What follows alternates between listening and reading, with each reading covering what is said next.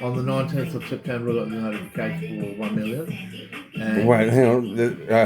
Welcome to Kamahl and David's Cigarette Breaks, episode number 2.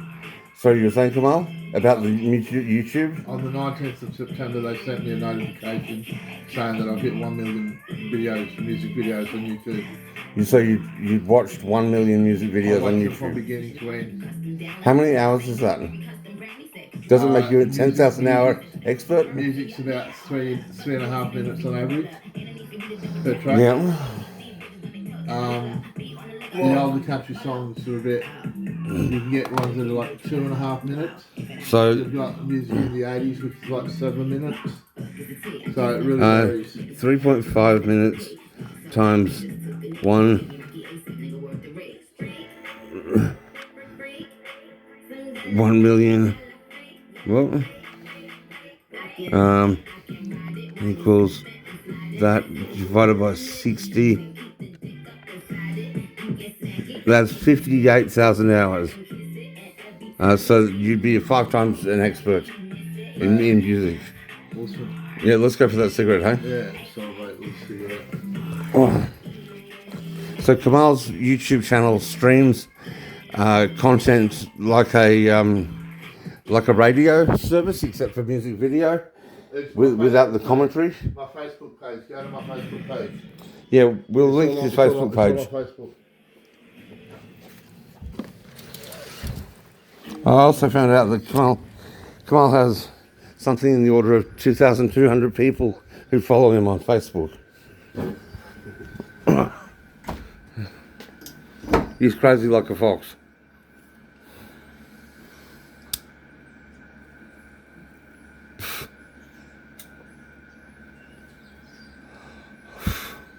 He's been preparing almost as long as I have for R&D ventures. My adventures with Indigenous people began in 2017 or late 2016 when Hayley and I left Brisbane after my business partner David Goodwin terminated my business relationship with him unilaterally. He cancelled our Bitcoin currency exchange, which is a shame because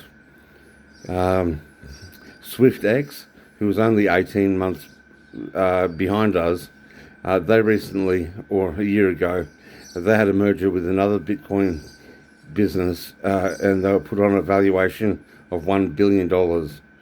And Goodwin and I, we had an 18-month lead on them, and he cancelled my relationship with him on account of my taking Hayley back when she got out of the mental ward.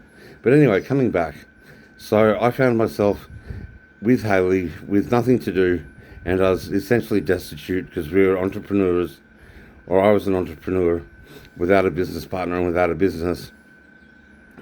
And it was coming up to Christmas, and Hayley wanted to see her family in Gundawindi.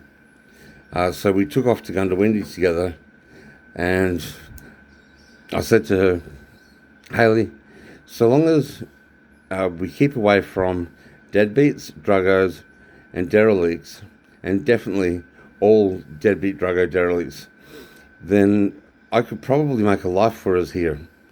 If we wed ourselves to the community of engineers, lawyers, doctors, nurses, accountants, and school teachers and lollipop ladies, all of the good folk in the community, then it won't take me long to find a position at a local firm, and before the fullness of time, I'll come to run that firm, and we'll make a good amount of money. Anyway, Hayley being Hayley, she grenaded everything in our lives, and I ended up homeless on the streets in Gundawindi. And I was taken in by a gay Aboriginal couple, Joseph Lawson and I forget who. But Joseph was not only an Aboriginal and gay, but he was also physically disabled. And the two of them talked about Joseph's dream of having a porn business. Now, I thought they meant a pawn shop, like cash converters, but they actually meant a pornography shop. And having worked with Oz Industry before on projects in getting government grants, I figured that if there's not some kind of grant program that could cover an Indigenous Aboriginal who's physically disabled and is gay, then I'll be damned. And I looked into it, and you didn't need to be physically disabled or gay, you just needed to be Aboriginal, and you could get business finance of up to $2 million it was back then to acquire existing businesses. So I thought, jackpot, there's Indigenous people everywhere. Cha-ching, cha-ching, cha-ching, cha-ching, cha-ching. I won't need to do much at all to create some wealth for myself and hightail it back off to Brisbane.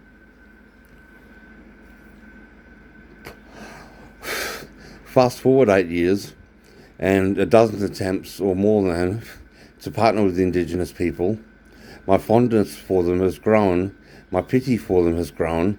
I see it as a genuine blight on the Australian community that Indigenous and non-Indigenous people are divided as they are, or that there's this gap, as it's called. And it's a wound that needs to be healed in order for Australia to be whole. I don't know what you feel about this, Kamahl. You mentioned gap, and I was thinking about Cunningham's gap, and there's a track there called Stacey's gap. Well, Cunningham was the explorer who first came up. He was the one that... 1827, David. Yeah, okay. He discovered England, he found Aboriginals there. Yeah, well, he made a pathway up the Toowoomba... The Aboriginals discovered it. Yeah, he made a pathway up the Toowoomba Ranges. Yeah. Which in 1827, you say it was? Yeah, the houses are still there. And to think what sort of an effort it would be to mount an expedition from Botany Bay right up through Queensland, right up through the ranges with horses and carts and all sorts. They took their own wood. And I found this out when I moved to Drayton, that the Drayton Primary School is the oldest school in Toowoomba. And I looked into the history of the place, and it fascinated me. Then they built St. Luke's Church. I forget the date, it was 18 something or other. But St. Luke's Church, I might walk there later today and take some video of it, is a phenomenal building.